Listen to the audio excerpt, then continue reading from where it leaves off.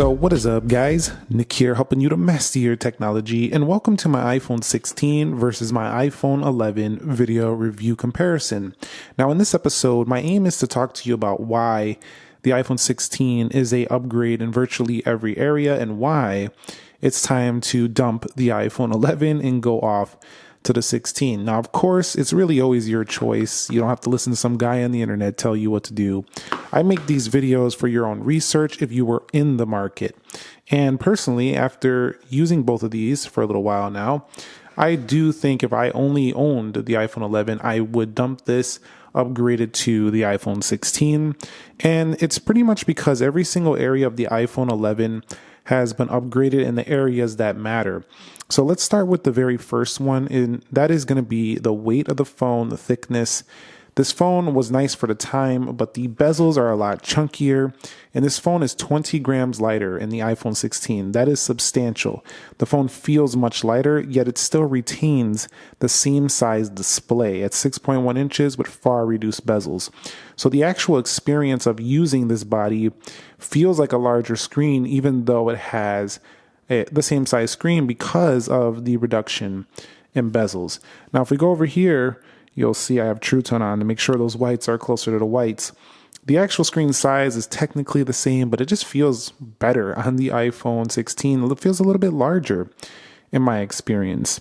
The next reason why this is a massive upgrade, and it's the same one that it's been since like the iPhone 12, that is the OLED. But here with this OLED specifically, this is the brightest one yet. This one gets much brighter than some of the other phones, and it's also much higher density. So the actual density of the text is 460 ppi versus the 326.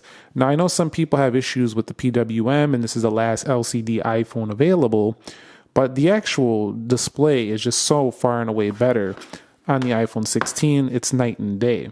Now, some might not like the dynamic island versus the notch up here, but this notch is starting to look a little bit long in the tooth, if you ask me, which is a way of saying that it's starting to look a bit old at this point, definitely. So the display being this 60 hertz still kind of annoys me. We didn't go 120 hertz. That would have been the ultimate upgrade here for this phone, but it still gets 2000 nits outdoors and 1000 is typical, which is basically the usable brightness that you can experience. Now for the iPhone 11 over here, we are looking at liquid retina IPS LCD. Now this display hits 625 nits, so outdoors, this is not going to be super bright either. I think it's something like 800 nits outdoors, so this is not super easy to make out outdoors in sunlight. And so for that reason, the iPhone 11 is definitely a phone I would definitely want to upgrade now for that increased brightness outdoors. Another big upgrade for the iPhone 16 is the battery life section. So the battery lasts a lot longer than ever before, and the iPhone 11 was a really good battery life year for that phone, but this is a 3561 milliamp hour battery, which is up over the 3110 on the iPhone 11. And while the iPhone 11's lower resolution display and large battery, this phone wasn't an overpowered CPU either in here, so this one actually had a little bit better battery life than you would have expected. The 11 was excellent in the area, but the iPhone 16 is harking back to these days, giving you a very excellent battery even in the base model combined with its A18 chipset.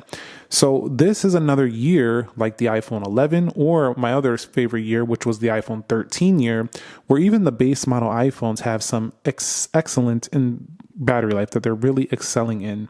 Also, if you really like the white iPhone 11, you can get the iPhone 16 in white as well. So far we talked about the cameras, we talked about the battery, the display. These are areas that matter to the end user, and I feel like each one of those areas have been substantially upgraded. Another area that feels like a little bit dated now, even though this was one of the best features from my iPhone, is a silent switch has now been replaced with the action button. Don't fret though, if you do want to use this as a silent switch, you can still go ahead and do so. It's actually like that, I believe, by default. So you can actually use that as a silent switch as well, but you can also tweak that to be a action button for things like camera, for things like the flashlight. So let's go over here and take a look. Do not disturb, flashlight. And you probably don't need or want to use it for camera anymore, because you have the camera capture button. So another thing about the iPhone 11, while this phone was a really good camera for the time, it was actually one of my favorites. The base model was excellent, very good focus, and it still to this day holds up fine enough. I don't think anybody's going to laugh at your video or your photo quality on the iPhone 11 here, even in 2024. It can still do 4K 60 on the front and the rear, which is something some cameras still can't do, and you're paying thousands of dollars for those. So it's not like it's a bad camera or anything like that. But the iPhone 16's camera offers something that I always wanted on this iPhone 11, which was more zoom. So if we go over here, you got 2x zoom, and you also have an improved ultra wide camera as well with a macro mode. So you can get really, really close. And so I think your photography capabilities, your videography capabilities are expanding here for the iPhone 16 drastically over the 11, especially if you like to use things like cinematic mode. If you want to take some videos when you're in action, click that little button right there, and you'll be able to do some really smooth movement shots if you like to take those types of videos. So highest quality video on a phone is going to the 16 right now. And you'll see you also can shoot for Vision Pro if that's something you want to do, or you plan on buying a Vision Pro in the future. Now, this doesn't get the 4K 120, but you can still do HD 120 slow-mo, which is pretty good. And overall, a really excellent upgrade to the camera. I would have really liked to see 8K base 30 FPS or something to really push this to the next level, but 8K is not really, it's just kind of a nice to have feature. It's not really a feature you're going to be rendering out video in. Most people aren't at this point right now.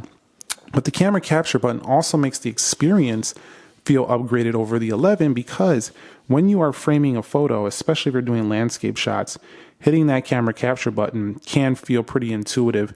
Also, if you go ahead and hold it, this gets a little bit, when you're swiping, this is the part I get a little annoyed with this phone. It's not really that intuitive, that part, but just the capturing part is pretty cool. Let's go ahead and double click there, and you'll be able to go through these different modes, different styles, tones, and all that.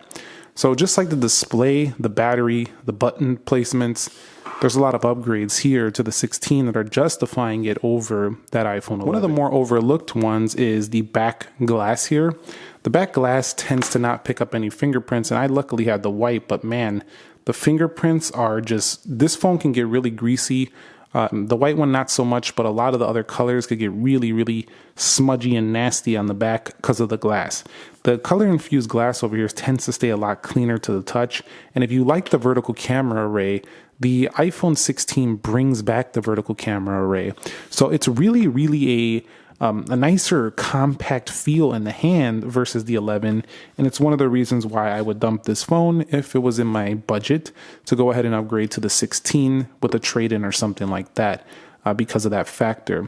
The thin factor of this phone also makes this phone feel much more manageable day to day versus the iPhone 11. And while it has a 6.1 inch screen, if we do take a look at that size difference, it feels like the iPhone 11 is swallowing the iPhone 16. So you could only imagine that it's going to be a much more comfortable, pocketable day-to-day phone with that same size.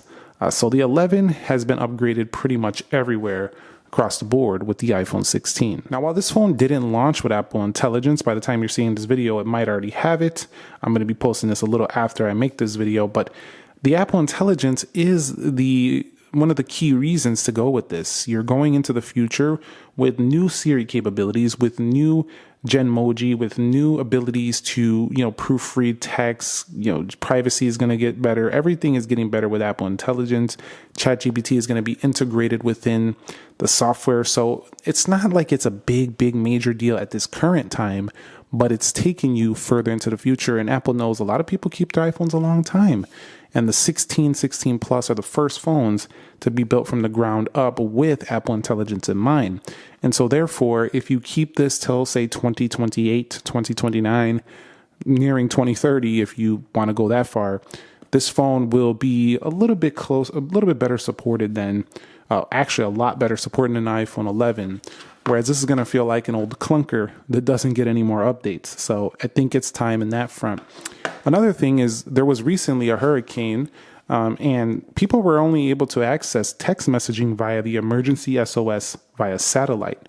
It has the ability to text via satellite, so that is a huge deal. It could be actually a life-saving feature, which to me justifies the upgrade in and of itself. If you're a type of person who's out and about a lot, you're not in areas where you might get signal all the time, like you're a very adventurous person and you never know what can happen, this could be a life-saving tool to have with you pretty much all the time. While the iPhone storage is still not super high for the base model 16, 128 gig, it's double the storage of the base starting price of the iPhone 11, which came out several years ago. So having that double the storage is a nice addition to this phone, because you might have been out of storage for a while or kept having to delete files because you were on a 64 gig.